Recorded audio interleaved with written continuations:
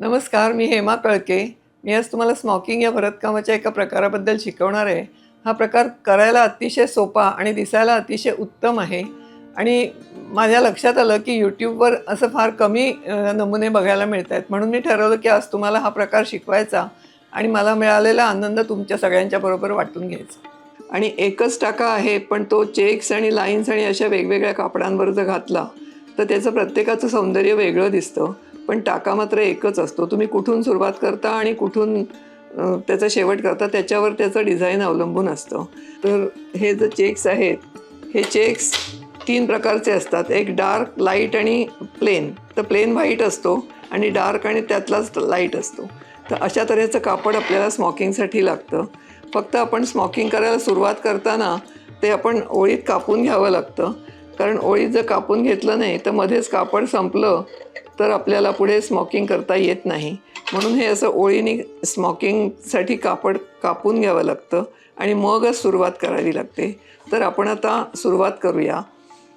त्यासाठी मी हे डिझाईन काढून आणलेलं आहे. ह्याच्यात 3 कलर तुम्हाला दिसू शकतात, डार्क, लाईट आणि प्लेन. तर ह्याच्यावर आपण डार्क चौकोनाच्या वरनं आपण सुरुवात करतोय. ती कशी ते मी तुम्हाला दाखवते आणि नंतर हे डिझाईन जे तयार होईल त्याच्यात सगळे पांढरे चौकोन वर येतील आणि लाईट चौकोन वर येतील. हे बघा, इथे हा डार्क चौकोन आहे. तर डार्क चौकोनाच्या कोपऱ्यापासून मी सुरुवात केली आहे.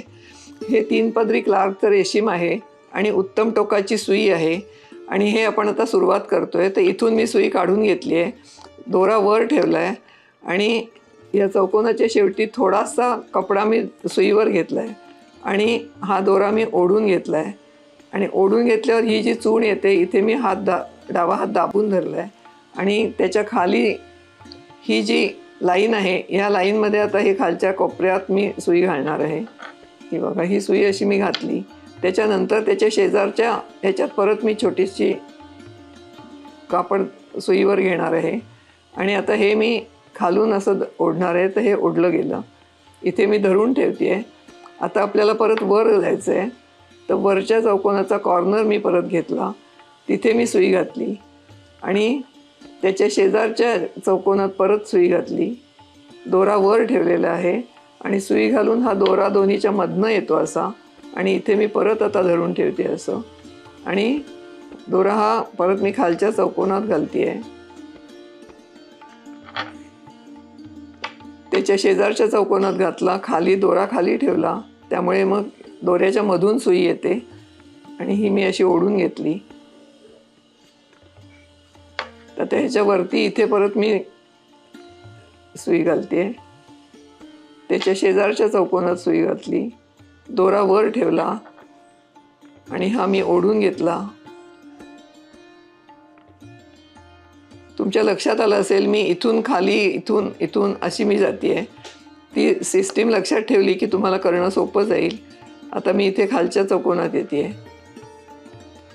त्याच्या शेजारच्या चौकोनात जाते आहे. दोरा खाली आहे. वरती जायचं असलं तर दोरा खाली आणि खाली यायचं असलं तर दोरा वर, हे तत्त्व लक्षात ठेवायचं. आता वरच्या चौकोनात जाते आहे, दोरा वर ठेवला आहे आणि परत सुईवर थोडासा कपडा घेतला आहे. हे मी ओढून घेतलं आहे आणि इथे परत मी हात ठेवला आहे. परत खाली घालते आहे, परत इथे शेजारच्या चौकोनात घालते आहे. दोरा मी खाली ठेवला आहे. हे मात्र प्रत्येक वेळी लक्षात ठेवायचं, दोरा आपला खाली पाहिजे का वर पाहिजे ते. त्याच्यानंतर मी हे वर घातलं आहे. त्याच्यानंतर शेजारच्या ह्याच्यात घातलं आहे. दोरा माझा वर आहे. आता तुम्हाला दिसत असेल तर ही चूण पडते आणि सगळे पांढरे चौकोन वर आलेले आहेत आणि असंच तुम्ही करत गेलात तर ही जी चूण पडते ती कुठल्याही फ्रॉकला आणि याला छान दिसते. ते कसं दिसतं ते आता आपण बघूया. हा टाका तुम्हाला आता समजला असेल तर आपण दुसऱ्या ओळीकडे सुरुवात करूया. मी दाखवते तुम्हाला. ही ओळ वरच्या टाक्यापर्यंत पूर्ण करते.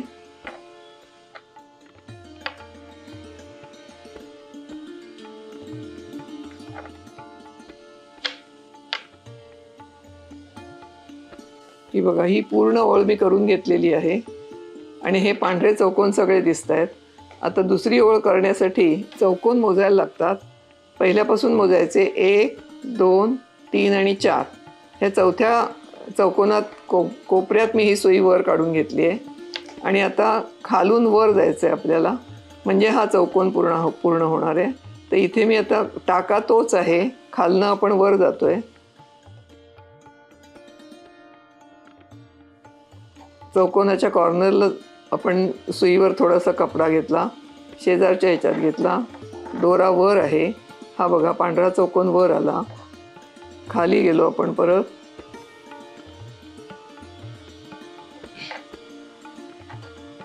शेजारचा चौकोन घेतला, वरती गेलो, दोरा वरती आहे, शेजारच्या चौकोनात गेलो, दोरा ओढून घेतला. ओढला की इथे आपण असं धरलं की आपल्याला तो धागा सुट्टा होत नाही आणि टाका चांगला घट्ट बसतो.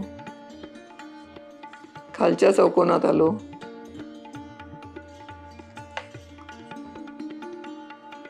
वरच्या चौकोनात जायचं,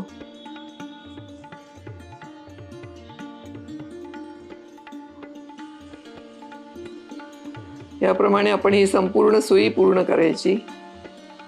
सुईचा टाका तोच आहे, फक्त आपल्या दिशा आणि हे आपण लक्षात ठेवायचं. आणि ही सुई आपण ही सबंध ओळ आपण पूर्ण करायची आहे. या बघा 2 ओळी पूर्ण झालेल्या आहेत आणि हा पांढरा चौकोन आपल्याला वरती दिसतो आहे. आता तिसरी ओळ घालताना वरच्या चौकोनाच्या लगेच खाली सुरुवात करायची आहे आणि ही ओळ पहिल्या ओळीसारखी घालायची आहे, म्हणजे वरून आपल्याला खाली यायचं आहे. तर हा मधला फिका चौकोन आपल्याला दिसणार आहे. तर तो घालताना आता इथे आपण ही ओळ घातली,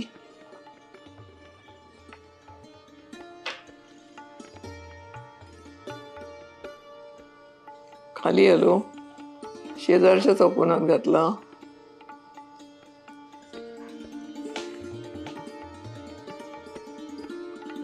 वर गेलो,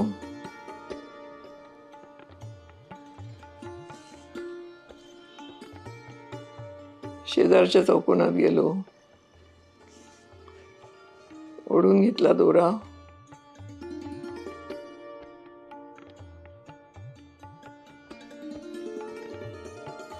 हे आता फिके चौकोन सगळे दिसायला लागले आपल्याला. अशा तऱ्हेने ही तिसरी ओळ पूर्ण केली की फिके चौकोन सगळे वर आलेले असतील. आणि ही जी गंमत दिसते ती फ्रॉकला खूपच शोभा आणते.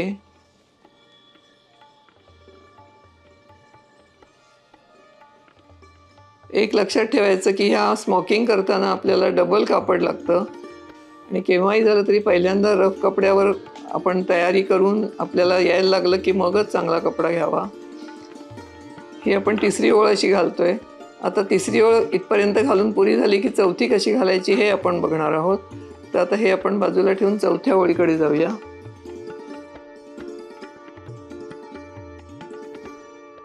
ही चौथी ओळ घालताना इथून परत 1, 2, 3 आणि 4 चौकोन मोजायचे आहेत आणि परत खालून वर अशी सुरुवात करायची आहे. जशी दुसऱ्या ओळीसाठी आपण केली होती तशी सुरुवात करायची आहे.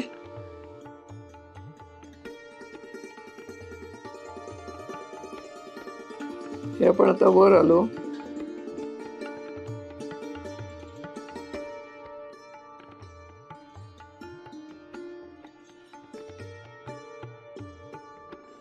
की हा परत पांढरा चौकोन वर यायला लागला. सेम तसंच आपण करत जायचं आहे. जसं आपण चौथी ओळ केली, दुसरी ओळ केली तशीच चौथी ओळ करायची. आणि नंतर खाली आपल्याला जितक्या ओळी करायच्या, काय करायचं ते आपलं आपण ठरवायचं.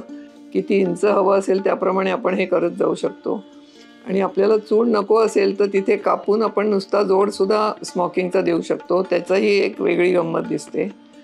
आपल्याला पॅटर्न कसा असेल त्याच्यावर ठरवायला लागतं.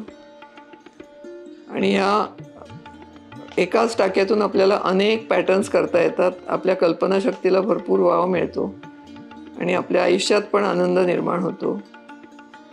हे बघा,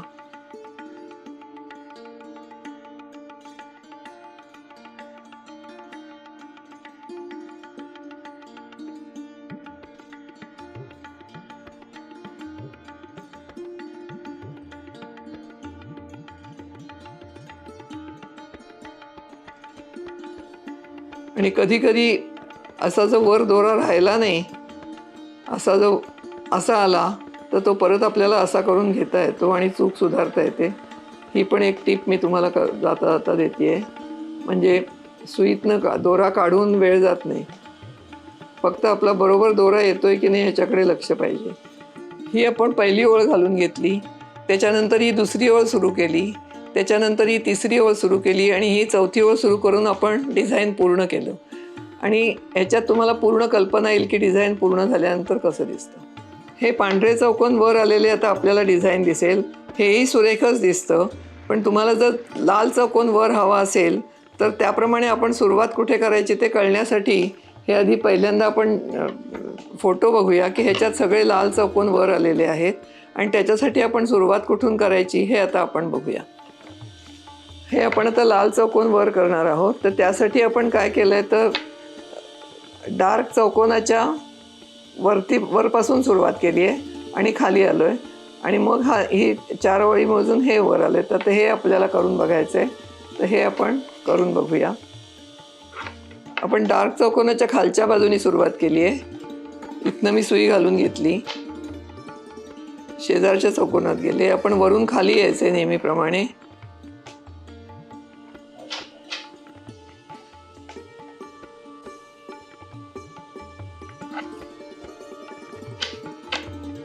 शेजारच्या चौकोनात गेलो आपण.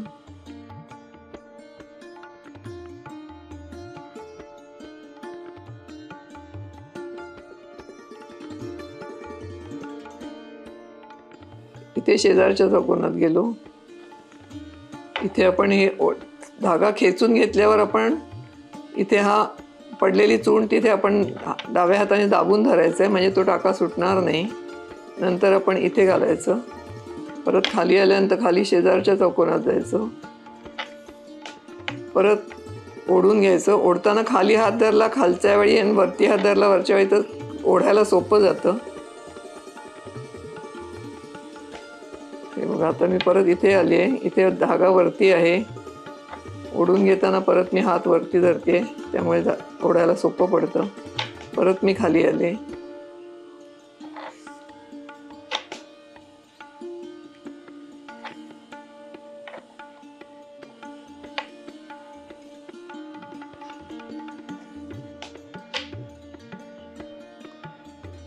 हे कंटिन्युअस लाईन तुम्ही अशी करत जायची आहे आणि करत गेल्यानंतर हा आता खाली तुम्हाला लक्षात आलं असेल की हा डार्क चौकोन खाली येतोय. मगाशी आपला पांढरा चौकोन खाली आला होता, आता डार्क चौकोन खाली येतोय.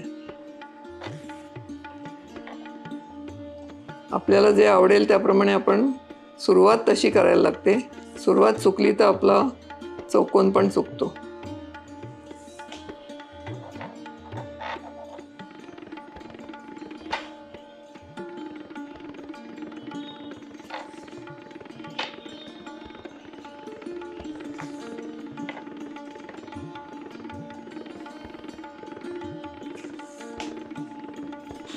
आता आपण दुसऱ्या लाईनला सुरुवात करूया.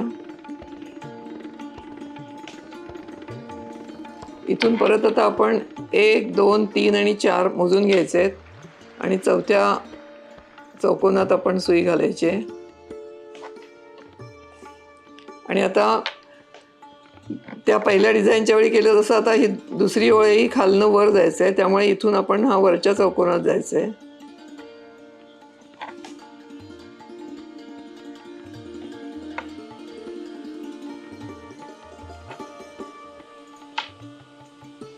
दोरा वर ठेवून आपण शेजारी घातलं.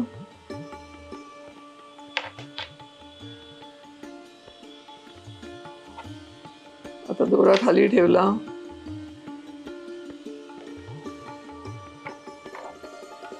खाली हात धरून ओढायचं. वरून खाली येताना वर हात धरून ओढायचं आणि हात घट्ट पडलेल्या चुणीवर धरून ठेवायचा, म्हणजे ती चूण सुटत नाही.